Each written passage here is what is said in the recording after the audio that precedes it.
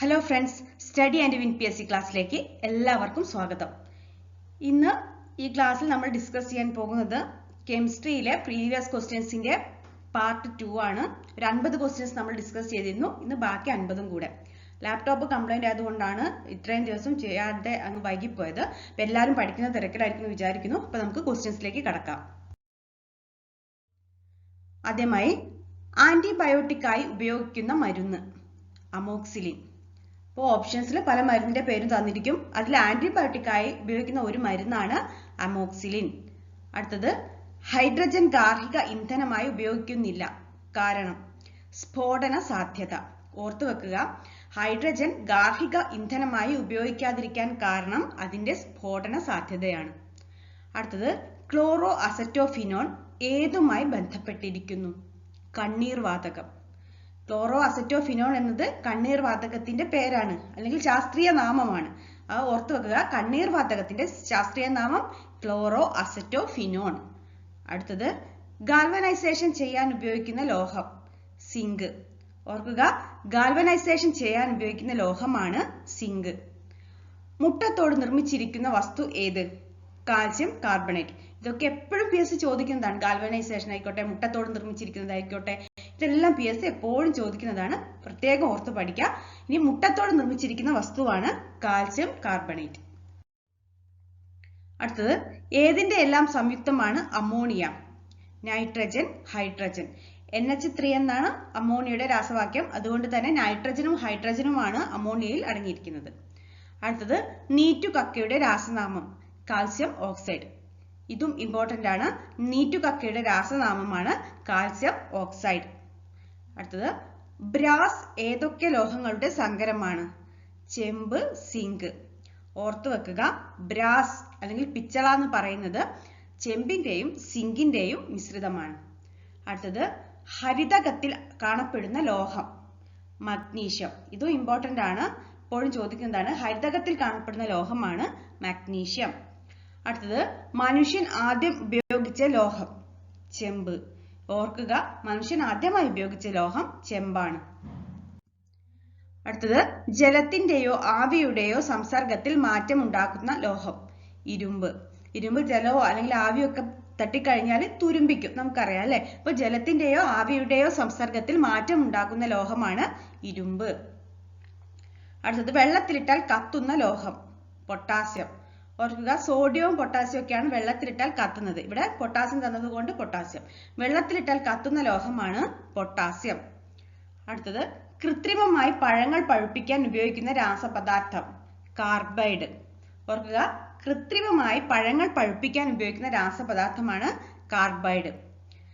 അടുത്തത് കൃത്രിമ മഴ ഉണ്ടാക്കാൻ ഉപയോഗിക്കുന്ന രാസപദാർത്ഥം സിൽവർ അയഡൈഡ്. കൃത്രിമ മഴ ഉണ്ടാക്കാൻ ഉപയോഗിക്കുന്ന രാസപദാർത്ഥമാണ് സിൽവർ അയഡൈഡ്. ഇതൊക്കെ എപ്പോഴും ചോദിക്കുന്ന ക്വസ്റ്റ്യൻസ് ആണ്. ഈ തന്ന ക്വസ്റ്റ്യൻസ് എല്ലാം തന്നെ ഒരു തവണ ചോദിച്ചതല്ല, പല എക്സാമുകളിൽ പലതവണ ചോദിച്ചതാണ്. അതുകൊണ്ട് ഓർത്ത് വെച്ച് പഠിക്കുക. കൃത്രിമ മഴ ഉണ്ടാക്കാൻ ഉപയോഗിക്കുന്ന രാസപദാർത്ഥമാണ് സിൽവർ അയഡൈഡ്. അടുത്തത് മാർബിളിന്റെ രാസനാമം കാൽസ്യം കാർബണേറ്റ്. അതും ഓർത്ത് വെക്കുക. മാർബിൾ രാസപരമായി ഡാഷ് ആണെന്നൊക്കെ ക്വസ്റ്റ്യൻ ചോദിക്കും.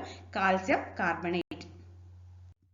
അടുത്തത് താഴെ പറയുന്നവയിൽ ഏതാണ് അമ്ലമഴയിൽ കൂടുതൽ കാണപ്പെടുന്നത്?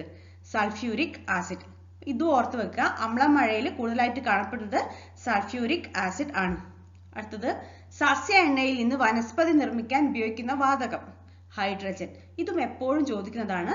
സസ്യ എണ്ണയിൽ നിന്നും വനസ്പതി നിർമ്മിക്കാൻ ഉപയോഗിക്കുന്ന വാതകമാണ് ഹൈഡ്രജൻ. അടുത്തത് ഭോപ്പാൽ വാതക ദുരന്തത്തിൽ ആയിരക്കണക്കിന് ജനങ്ങളുടെ മരണത്തിനിടയാക്കിയ കീടനാശിനി ഘടക പദാർത്ഥം മീഥൈൽ ഐസോസയനേറ്റ്. ഓർക്കുക, ഭോപ്പാലിലെ വാതക ദുരന്തത്തില് ആയിരക്കണക്കിന് ജനങ്ങളുടെ മരണത്തിനിടയാക്കിയ കീടനാശിനി ഘടകമാണ് മീഥൈൽ ഐസോസയനേറ്റ്. അടുത്തത് വെളുത്ത സ്വർണം പ്ലാറ്റിനം. വെളുത്ത സ്വർണം എന്നറിയപ്പെടുന്ന ലോഹമാണ് പ്ലാറ്റിനം. അടുത്തത് കാൽസ്യം ഹൈഡ്രോക്സൈഡ് എന്തിന്റെ രാസനാമമാണ്? ചുണ്ണാമ്പ് വെള്ളം. ഇതും ഓർത്തു വെക്കുക. കാൽസ്യം ഹൈഡ്രോക്സൈഡ് എന്നത് ചുണ്ണാമ്പ് വെള്ളത്തിന്റെ രാസനാമമാണ്. അടുത്തത് ഇരുമ്പിന്റെ ഒരു അയിരാണ് മാഗ്നറ്റൈറ്റ്. ഓപ്ഷൻസിൽ 3 എണ്ണം വേറെ ഏതെങ്കിലും തരും, എന്നിട്ട് 1 ഇരുമ്പിന്റെ തരും. അപ്പൊ ഇവിടെ കൊടുത്തത് ഏതാണ്? മാഗ്നറ്റൈറ്റ്. ഹേമറ്റൈറ്റും എന്താണ്? ഇരുമ്പിന്റെ മറ്റൊരു അയിരാണ്. ഓർക്കുക, ഇരുമ്പിന്റെ ഒരു അയരാണ് മാഗ്നറ്റൈറ്റ്. അടുത്തത് നിക്കൽ, അയൺ, ക്രോമിയം എന്നീ ലോഹങ്ങൾ അടങ്ങിയ ലോഹസങ്കരം നിക്രോം. അപ്പോൾ ഓർത്തു വെക്കുക, നിക്കൽ, അയൺ, ക്രോമിയം എന്നീ ലോഹങ്ങൾ അടങ്ങിയ ലോഹസങ്കരമാണ് നിക്രോം. ഇതൊക്കെ എപ്പോഴും ചോദിക്കുന്നതാണ്. അടുത്തത് തേയിലയിൽ അടങ്ങിയിരിക്കുന്ന ആസിഡ് ടാനിക് ആസിഡ്. അപ്പോൾ ഓർക്കുക, തേയിലയിൽ അടങ്ങിയിരിക്കുന്ന ആസിഡാണ് ടാനിക് ആസിഡ്. അടുത്തത് കറുത്ത സ്വർണം എന്നറിയപ്പെടുന്നത് പെട്രോളിയം. ഓർക്കുക, കറുത്ത സ്വർണം എന്നറിയപ്പെടുന്നത് പെട്രോളിയം ആണ്. അടുത്തത് കമ്പ്യൂട്ടറിൽ ഉപയോഗിക്കുന്ന IC ചിപ്പുകൾ നിർമ്മിക്കുന്നത് ഏതുപയോഗിച്ചാണ്? സിലിക്കൺ. ഉപലോഹമായ സിലിക്കൺ ഉപയോഗിച്ചിട്ടാണ് IC ചിപ്പുകൾ നിർമ്മിച്ചിരിക്കുന്നത്. അപ്പോൾ ജർമേനിയവും എന്താണ്? ഒരു ഉപലോഹമാണ്. അതും IC ചിപ്പുകൾ നിർമ്മിക്കാൻ ഉപയോഗിക്കുന്നുണ്ട്. അപ്പോൾ ഇതിൽ ഏതെങ്കിലും ഒന്നേ ഓപ്ഷൻ ഉണ്ടാവുള്ളൂ. അപ്പോൾ കമ്പ്യൂട്ടറിൽ ഉപയോഗിക്കുന്ന IC ചിപ്പുകൾ നിർമ്മിച്ചിരിക്കുന്നത് എന്തുപയോഗിച്ചിട്ടാണ്? സിലിക്കൺ ഉപയോഗിച്ചിട്ടാണ്. അടുത്തത് വിനാഗിരിയിൽ അടങ്ങിയിരിക്കുന്ന ആസിഡ് അസറ്റിക് ആസിഡ്. നമുക്കറിയാം അല്ലേ, അസറ്റിക് ആസിഡ് എന്ന് പറയുന്നത് എന്താ? വിനാഗിരിയിൽ അടങ്ങിയിരിക്കുന്നതല്ലേ, നമുക്കറിയുന്നതാണ്. ഇതൊക്കെ എപ്പോഴും ചോദിക്കുന്നതുമാണ്. വിനാഗിരിയിൽ അടങ്ങിയിരിക്കുന്ന ആസിഡാണ് അസറ്റിക് ആസിഡ്.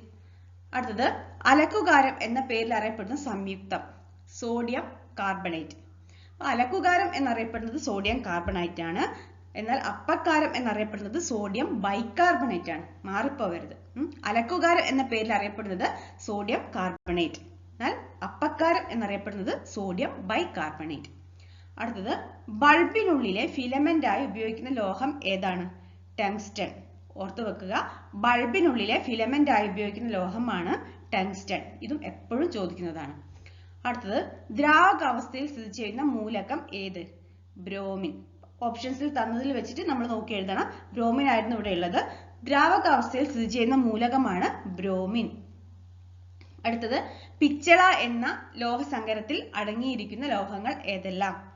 ചെമ്പ്, സിങ്ക്. നമ്മൾ നേരത്തെ ബ്രാസ് എന്ന് പറഞ്ഞില്ലേ, പിച്ചള എന്ന ലോഹസങ്കരത്തിൽ അടങ്ങിയിരിക്കുന്ന ലോഹങ്ങളാണ് ചെമ്പും സിങ്കും. ഇവിടെ എഴുതിയത് കുറച്ചൊരു മിസ്റ്റേക്ക് ഉണ്ടെങ്കിലും സിങ്ക് കേട്ടോ, മനസ്സിലായല്ലോ.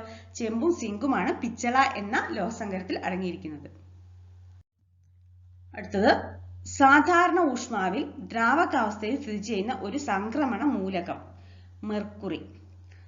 അപ്പൊ മെർക്കുറി ദ്രാവകാവസ്ഥയിലാണ്, നമുക്കറിയാം. എന്താണ് ദ്രാവകാവസ്ഥയിൽ സ്ഥിതി ചെയ്യുന്ന ലോഹം ഏതെന്ന് ചോദിച്ചാലും ഉത്തരം ഏതാണ്? മെർക്കുറിയാണ്. സംക്രമണ മൂലകങ്ങളെല്ലാം തന്നെ എന്തായിരിക്കും? മിക്കവാറും ലോഹങ്ങളായിരിക്കും. അപ്പൊ ഓർത്തു വെക്കുക, സാധാരണ ഊഷ്മാവിൽ ദ്രാവകാവസ്ഥയിൽ സ്ഥിതി ചെയ്യുന്ന ലോഹം, സംക്രമണ മൂലകം ഇതൊക്കെ ചോദിച്ചു കഴിഞ്ഞാൽ ഏതാണ്? മെർക്കുറിയാണ്. ഓർത്തു വെക്കുക, സാധാരണ ഊഷ്മാവിൽ ദ്രാവകാവസ്ഥയിൽ സ്ഥിതി ചെയ്യുന്ന ഒരു സംക്രമണ മൂലകം അല്ലെങ്കിൽ ലോഹമാണ് മെർക്കുറി. അടുത്തത് അപ്പക്കാരം എന്നറിയപ്പെടുന്ന പദാർത്ഥം സോഡിയം ബൈകാർബണേറ്റ്. ഞാൻ നേരത്തെ പറഞ്ഞില്ലേ, അപ്പക്കാരം എന്നറിയപ്പെടുന്നത് സോഡിയം ബൈകാർബണേറ്റ് ആണ്. അടുത്തത് കാസ്റ്റിക് പൊട്ടാഷ് എന്ന പേരിൽ അറിയപ്പെടുന്ന രാസവസ്തു പൊട്ടാസ്യം ഹൈഡ്രോക്സൈഡ്. ഓർത്തു വെക്കുക, കാസ്റ്റിക് പൊട്ടാഷ് എന്ന് അറിയപ്പെടുന്നത് പൊട്ടാസ്യം ഹൈഡ്രോക്സൈഡ് ആണ്. ഇനി കാസ്റ്റിക് സോഡ എന്നറിയപ്പെടുന്നതോ സോഡിയം ഹൈഡ്രോക്സൈഡ് ആണ്. മാറിപ്പോകരുത്, അത് പേര് തന്നെ ഉണ്ട്, അതുകൊണ്ട് നിങ്ങളോട് മാറിപ്പോവില്ല. കാസ്റ്റിക് പൊട്ടാഷ് എന്നറിയപ്പെടുന്നത് പൊട്ടാസ്യം ഹൈഡ്രോക്സൈഡ് ആണ്. എന്നാൽ കാസ്റ്റിക് സോഡ എന്നറിയപ്പെടുന്നത് സോഡിയം ഹൈഡ്രോക്സൈഡ് ആണ്. അടുത്തത് ബേസികത 2 ആയ ആസിഡിന് ഉദാഹരണമാണ് കാർബോണിക് ആസിഡ്. അപ്പൊ അവിടെ തന്നിരിക്കുന്ന ഓപ്ഷനിൽ നോക്കി എഴുതാനായിരുന്നു. അപ്പൊ കാർബോണിക് ആസിഡ് ആണ് അവിടെ ആൻസർ വന്നത്. ബേസികത 2 ആയ ആസിഡിന് ഒരു ഉദാഹരണമാണ് കാർബോണിക് ആസിഡ്. അടുത്തത് വിനാഗിരിയുടെ ശാസ്ത്രീയ നാമം എഥനോയിക് ആസിഡ്. അപ്പൊ ഓർത്തു വെക്കുക, വിനാഗിരിയുടെ ശാസ്ത്രീയ നാമമാണ് എഥനോയിക് ആസിഡ്. കോപ്പറിന്റെ ഒരു അയിരാണ് മാലക്കൈറ്റ്. ഇപ്പോൾ അയിരുകളുടെ ക്ലാസ് ഒക്കെ നമ്മൾ ചെയ്തിട്ടുണ്ട്, ആവശ്യമുള്ളവർ അത് പോയി കാണുക. കോപ്പറിന്റെ ഒരു അയിരാണ് മാലക്കൈറ്റ്. അടുത്തത് കാർബൺ, ഓക്സിജൻ, ഹൈഡ്രജൻ എന്നീ ഘടകങ്ങളുള്ള ഒരു പദാർത്ഥം പഞ്ചസാര. ഓപ്ഷൻസിൽ കൊടുത്തതിൽ പഞ്ചസാരയായിരുന്നു ഉണ്ടായിരുന്നത്. അപ്പോൾ ഓർക്കുക, കാർബൺ, ഓക്സിജൻ, ഹൈഡ്രജൻ എന്നീ ഘടകങ്ങളാണ് പഞ്ചസാരയിലുള്ളത്. അടുത്തത് വിമാനങ്ങളുടെ പുറം ഭാഗങ്ങൾ നിർമ്മിക്കാൻ ഉപയോഗിക്കുന്ന ലോഹസങ്കരം ഡ്യൂറാലുമിൻ. അപ്പൊ ഇതൊക്കെ ഓർത്ത് വെക്കുക, എപ്പോഴും PSC ചോദിക്കുന്നതാണ്. വിമാനങ്ങളുടെ പുറംഭാഗങ്ങൾ നിർമ്മിക്കാൻ ഉപയോഗിക്കുന്ന ലോഹസങ്കരമാണ് ഡ്യൂറാലുമിൻ. അടുത്തത് ബൾബിലെ ഫിലമെന്റ് നിർമ്മിക്കാൻ ഉപയോഗിക്കുന്ന ലോഹം ടങ്സ്റ്റൺ. അത് നമ്മൾ പറഞ്ഞതാണ്, എന്നാലും ബൾബിലെ ഫിലമെന്റ് നിർമ്മിക്കാൻ ഉപയോഗിക്കുന്ന ലോഹമാണ് ടങ്സ്റ്റൺ. ഇതൊക്കെ റിപ്പീറ്റ് ചെയ്ത് വരുന്നതാണ്. അടുത്തത് ഒരു ആസിഡും ബേസും പ്രവർത്തിച്ച് ജലവും ലവണവും ഉണ്ടാകുന്ന പ്രക്രിയ നിർവീര്യകരണം. ഓർക്കുക, ഒരു ആസിഡും ബേസും പ്രവർത്തിച്ച് ജലവും ലവണവും ഉണ്ടാകുന്ന പ്രക്രിയക്കാണ് നിർവീര്യകരണം എന്ന് പറയുന്നത്. അടുത്തത് പഴങ്ങളെ കൃത്രിമമായി പഴുപ്പിക്കാൻ ഉപയോഗിക്കുന്ന രാസവസ്തു കാൽസ്യം കാർബൈഡ്. നമ്മൾ നേരത്തെ കാർബൈഡ് എന്ന് പഠിച്ചിട്ടുണ്ട്. എന്താണ് ശരിക്കും? Calcium carbide. പഴങ്ങളെ കൃത്രിമമായി പഴുപ്പിക്കാൻ ഉപയോഗിക്കുന്ന രാസവസ്തുവാണ് കാൽസ്യം കാർബൈഡ്. അടുത്തത് ആസിഡിൽ ലിറ്റ്മസ് നിറം എന്ത്? ചുവപ്പ്. ഓർക്കുക, ആസിഡിൽ ലിറ്റ്മസിന്റെ നിറം ചുവപ്പാണ്. അടുത്തത് അമ്ലമഴ ഉണ്ടാകുന്നതിന് കാരണമാകുന്ന വാതകം ഏത്? Sulphur dioxide. അമ്ലമഴ ഉണ്ടാകാൻ കാരണമായ വാതകമാണ് സൾഫർ ഡയോക്സൈഡ്.